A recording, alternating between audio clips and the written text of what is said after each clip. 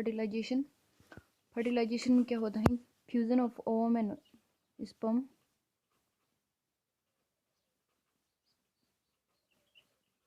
इसको हम बोलते हैं फर्टिलाइजेशन।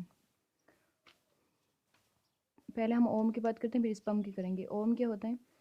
फीमेल गैमेट्स जो होता है उसको हम बोलते हैं ओवम।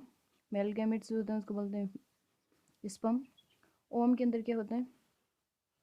ओवम की बहुत सारी लेयर्स होती हैं। सबसे बाहर जो लेयर्स होती हैं, फॉलिकल्स की लेयर्स होती हैं, उसको बोलते हैं कुमुलस ओफोरलस। सबसे आउटर मोस्ट लेयर होती हैं वो होती हैं कुमुलस ओफोरलस। उसके बाद इनर टू द कुमुलस ओफोरलस जो लेयर होती है उसको बोलते हैं कोरोना रेडिएटा। ये लेयर जो होती है वो हाइलुरोनिक एसिड होता है उसकी बनी होती है। इसको हाइलुरोनिक एसिड लेयर भी बोलते हैं। इसके इनर की ओर जो लेयर होती है उसको बोलते हैं जोना पेलुसिडा। जोना पेलुसिडा के अंदर जो होती हैं फेटेलाइन मेम्ब्रेन्स। फेटेलाइन मेम्ब्रेन्स के अंदर की तरफ जो होता है उसके अंदर होता है साइटोप्लाज्म और मिडिल में होता है न्यूक्लियस। न्यूक्लियस जो होता है वो जेनेटिक मटेरियल डीएनए को कैरी करता है। दूसरा हम बात कर लेते हैं स्पर्म की। स्पर्म के अंदर भी हेड होता है, मिडल पीस होता है, टेल होती है। हेड के अंदर एक्रोजोम होता है और एक्रोजोम के अंदर एक एंजाइम होता है। उस एंजाइम को बोलते हैं हाइलुरोनिडेज एंजाइम। ये हाइलुरोनिडेज एंजाइम जो होता है, जैसे ही फ्यूजन होता है, फ्यूजन के टाइम में जो कोरोना रेडिएटा लेयर होती है इसको डिसोल्व कर देता है।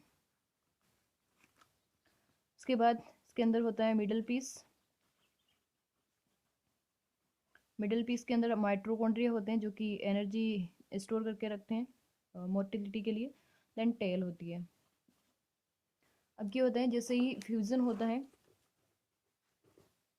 फ्यूजन में क्या होता है, ये एक था, जैसे ही यहाँ पे एक्रोसोमल रिएक्शन जो होती है, जैसे ये हाइलुरोनिडेज एंजाइम जो होता है वो हाइलुरोनिक एसिड की इस लेयर को डिसोल्व करता है, उसको बोलते हैं हाइलुरोनिक रिएक्शन। एक्रोसोमल रिएक्शन बोलते हैं इसको। जैसे ये डिसोल्व होता है, नेक्स्ट जब जोना पेलुसिडा को पेनिट्रेट करता है स्पर्म, तो जैसे ही पेनिट्रेट करता है तो जोना पेलुसिडा होती है वो हार्ड हो जाती है।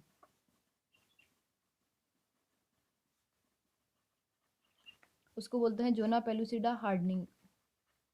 और यहाँ पे जो जहाँ से पेनिट्रेट किया था वो होल जो होता है वो ब्लॉक हो जाता है, उसको बोलते हैं ओलेमा ब्लॉक, या फिर इसको बोलते हैं जोना रिएक्शन।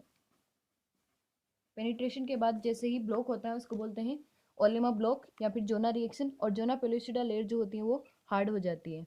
उसके बाद ओवम के अंदर क्या होता है, सेकेंडरी मेयोटिक डिवीजन होता है और पोलर बॉडी बनती है। सेकेंडरी पोलर बॉडी बनती है और बनता है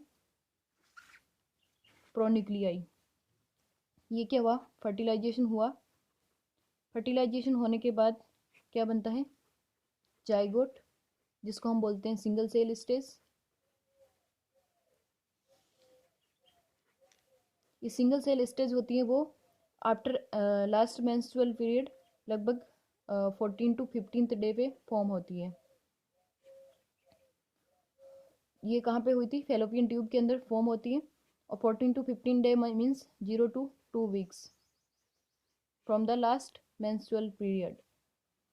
ये सिंगल सेल स्टेज होती है, इसके अंदर क्लीवेज होता है और क्लीवेज के बाद इसमें बनता है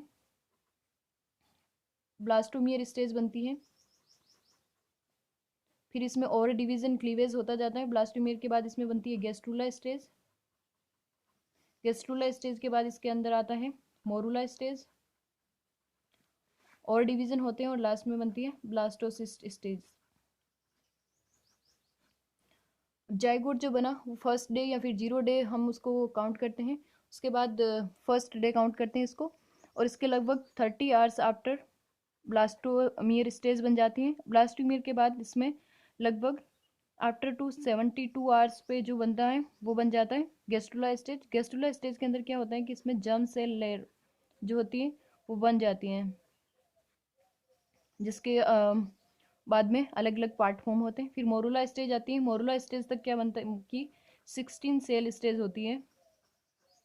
और मोरुला स्टेज जो होती है वो मलबेरी की तरह दिखाई देती है, इसलिए इसको बोलते हैं मलबेरी स्टेज भी बोलते हैं। मोरुला स्टेज जो होती है वो फेलोपियन ट्यूब से यूट्रस के अंदर एंटर करती हैं। और ये लगभग कौन से डे पे होती हैं? 3 to 4th day morula stage form हो जाती हैं। और नेक्स्ट फेलोपियन ट्यूब से यूट्रस के अंदर ये एंटर करती है। एंटर करने के बाद ये फ्री फ्लोइंग मूव करती रहती है। यूट्रस के अंदर फ्री फ्लोइंग मूव करती रहती है, तो डेसिडुआ या फिर एंडोमेट्रियम का जो सिक्रेशंस होते हैं वो इसके चारों तरफ एडेर होते रहते हैं। और बाद में 5th to 4th डे तक ये फॉर्म होती है। और 5th to 6th डे तक क्या करती हैं, ये ऐसे ही फ्री फ्लोइंग मूव करती रहती हैं यूट्रस के अंदर। नेक्स्ट डे 6th डे तक फॉर्म हो जाती है इसके अंदर एक केविटी। तो 6th डे पे जो केविटी फॉर्म होती है उसके बाद ब्लास्टोसिस्ट होता है, वो अडेर होता है यूट्रस वॉल पे।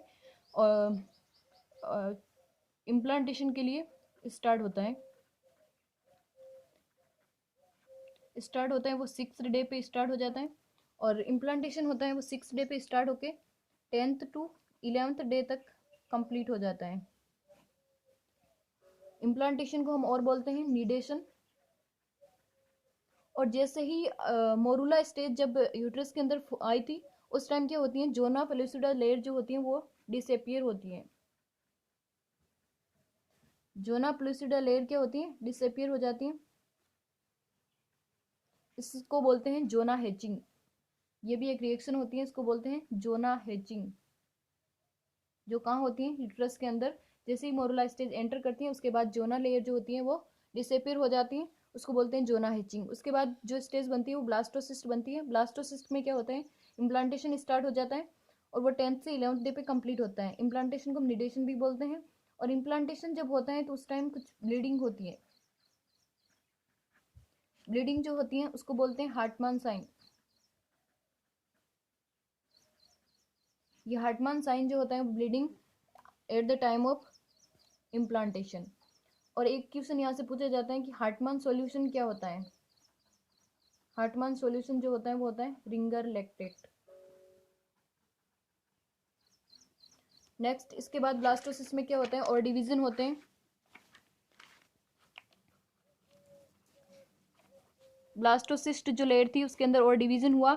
और ब्लास्टोसिस में क्या बनते हैं, दो स्टेज आती हैं, एक बनता है आउटर, एक बनता है इनर। डायग्राम के थ्रू देख लेते हैं।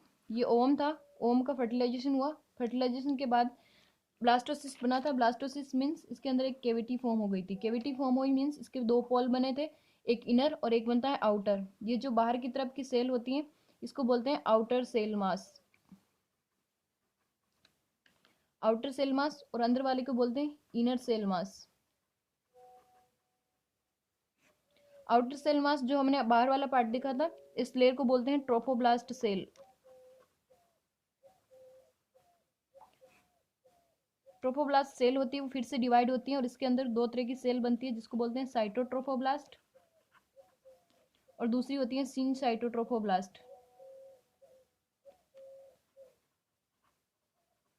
इसमें भी जो आउटर की तरफ बनती है वो बनती है साइटो, और इनर की तरफ जो बनती है वो होती है सिन साइटो। इनर सेल मास के अंदर जो पार्ट बनता है वो आगे जाके क्या बनाएगा, फीटस फॉर्म करेगा, अम्लाइकल कोड फॉर्म करेगा। और एमनियन लेयर जो होती है वो फॉर्म करती है। और इनर की तरफ से आउटर की तरफ से जो सेल थी वो क्या बना रही थी, ट्रोफोब्लास्ट सेल। ये ट्रोफोब्लास्ट सेल जो होती है वो आगे में दो में डिवाइड हो गई। दो में डिवाइड होने के बाद सिन साइटोट्रोफोब्लास्ट और साइटोट्रोफोब्लास्ट। साइटोट्रोफोब्लास्ट सेल जो होती है वो प्लेसेंटा फॉर्म करती है। और सिन साइटोट्रोफोब्लास्ट सेल जो होती है वो हार्मोन प्रोडक्शन करती है। हार्मोन प्रोडक्शन भी कौन सा करती है, HCG, जिसको हम कहाँ देख सकते हैं, ब्लड के अंदर दिखेगा हमें और यूरिन के अंदर हमें देखने को मिलता है। तो ब्लड के अंदर कब दिखता है, 9th डे पे, सॉरी 7th डे पे। और 9th डे पे हम इसको यूरिन में टेस्ट कर सकते हैं। अब ये HCG जो सिक्रीट होता है वो क्या करता है, कार्पस ल्यूटियम को मेंटेन करके रखता है। और कार्पस ल्यूटियम क्या करता है, हार्मोन सिक्रीट करता है, कौन सा, प्रोजेस्टेरोन और एस्ट्रोजन। और ये प्रोजेस्टेरोन और एस्ट्रोजन होते हैं वो प्रेगनेंसी को मेंटेन करके रखते हैं।